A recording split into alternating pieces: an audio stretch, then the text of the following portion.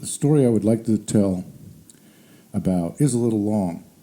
It starts out with my previous story that I made about God's animals and our responsibility, which is we are gifted to be stewards of His creation, and along with God, we are to help manage the world and all that is in it. Specifically, I would like to speak about dogs. And also in one of my previous talks, I mentioned the fact that God creates kinds of animals. Within each kind, there are species and subspecies.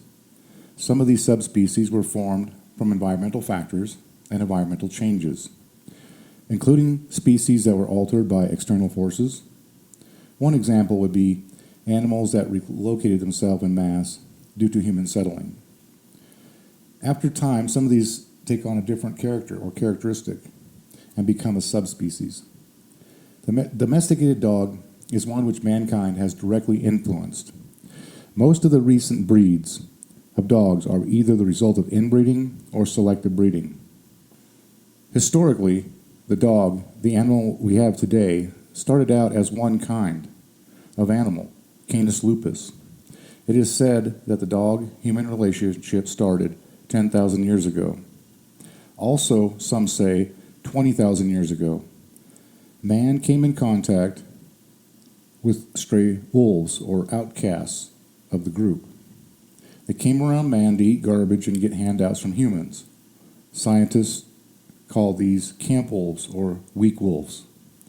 This interaction has started the domestication process. A reproductive change occurred and became genetically isolated from the wild wolves. Now it is said that a new social order dawned, and from this I am told dog became man's best friend. So then I have a very little information until about a few centuries ago, when all modern dog breeds we have today started. Now there's a very large gap between camp wolves and our present breeds. That is where it seems to be a big mystery. Not everyone concludes or agrees on what happened, but more current research has revealed that this dog story doesn't hold up. Not only is the wolf unlike the domesticated dog breeds, the research seems to indicate that it didn't happen in that amount of time. The, quote, poodle from wolf theory doesn't hold up here. I have read a lot of information on this idea. Now remember, these are only theories. It has been recently shown that dogs that we have today did not come from wolves, but were different kind. For example, like monkeys are to humans. We have a slightly different DNA from monkeys, but we didn't come from monkeys, and monkeys didn't come from us. The same with dogs and wolves. And certainly man has created most of the breeds that we do have. Man has also experimented with crossbreeding wolves with the domesticated dog.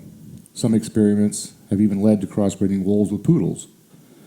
In every case, when a man does this, he creates a much more aggressive animal. And all of us should understand that this is an abnormal crossbreeding, and inbreeding does have negative results. Let me just stop and say, from a biblical standpoint, from our God, He says not to do this, not to be crossbreeding different kinds of animals.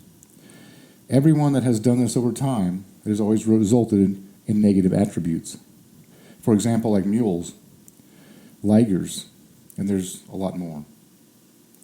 With dogs, it always produces some sort of negative side effect. With the dog, heart problems, over-aggressiveness, spine and hip deformations, breathing problems, and a host of other issues. This is abomination to our God. We as humans are strictly told by God not to mess with His creation. In a previous message, I explained God's world and His laws of limitation. Once again, we are stewards, not creators, of His animal kingdom. So it seems as stewards, we decided to force breed kinds of animals, which never should have existed. And in most cases, we say they are God's creatures. This is not true. As humans, we are full of rebellion of God's law right now. We make our own rules, strive to be gods ourselves. Now back to dogs from an archaeological view. Archaeologists believe that they go back to 200,000 years ago. That seems a little far-fetched. The oldest dog is believed to be called a Saluki. It is said to have been discovered as far back as 10,000 BC in archaeological digs, and again at 2,100 BC. An Afghan hound. About 4,000 years ago, they found evidence of this dog. Also, the Chow is believed to be one of the oldest dog breeds. Currently, there are over 400 breeds of dogs, most all created by humans. This has been going on for only a few centuries. Mostly, they have been bred for strokeability. This is one of the reasons for the lap dog being bred. Some of those lap dogs were bred in the Roman era, but mostly from around the Victorian period. So far, this is a brief explanation of the history of dogs. Now, currently, we do know, as humans, what our ancestors did to the animal kingdom was not always good or righteous. However, we as humans have become more intelligent than our predecessors, or at least we think we have. Then, with this idea, let's look at the changes we have inflicted on the breeds of dogs. First, we as humans know that when inbreeding or crossbreeding occurs, you remove God's natural selection process that is a needed mechanism which prevents unsuitable animals from reproducing. So when this is done, the unsuitable reproduce with unstable and fatal problems. It can often hard to be tell anymore if a particular characteristic is part of the original creation or something that has arisen due to degenerative mutations. Now, in our current society, we worship the dog and other animals. But we are essentially saying to God is that we can make what you made even better. So most of humanity refuses to accept the fact that this experiment has gone bad for both humans and dogs. Like I said, we, our collective group, are pretty much blinded. We think it's okay to mess up God's creation and then think to say that we are right. Let's first consider some health implications. And we think these creatures are of some sort of value. First on the list, parasites. That's right, dogs carry a large amount in and on them. There are 13 known parasites that live in and on dogs. 9 of them are directly transferable to humans. These things are a danger to our health and safety, and especially to that of our children. The list of these vile little creatures include tapeworms, ringworms, giardia, fleas, ticks, ear mites, roundworms, hookworms, and more. Therefore, when parents expose their children to dogs, they have increased damage to their growing immune system. It has been well known throughout human history that living in close proximity with any animal causes sickness and disease. Most early civilizations in human history practiced living separately from all animals, until now. Symptoms of parasite infection include stomach pains and diarrhea, digestive issues, gas, and bloating, anal itching, extended fatigue, moodiness, weight loss, anxiety, emotional instability, teeth grinding, bruxism, anemia, skin irritation, nail breakage, hair loss, muscle pain, joint pain, and this is only a partial list. From the previous history that I've been describing, we can see that another negative factor when we crossbreed dogs and other animals in the genetic line. Undesirable genetic mutations occur and are passed down and mutate even further. This process is called artificial selection. Among many other bad habits, the unwanted mutations are congenital heart problems, breathing problems, back and hip defects, excessive aggressiveness, and disease carriers in the skin, the hair, the bones. All of this and more are a result of artificial selection. Most of the side effects are very real and clearly outweigh the benefits that these creatures have for mankind and our environment. Truly, man has made mutants of some of God's creations. Now, those of you that own pets should realize that they produce a large amount of waste. Now that America has become more affluent, more and more people own pets, from the ultra-rich to the homeless. Most all of them are dogs. Dogs now outnumber humans on this planet.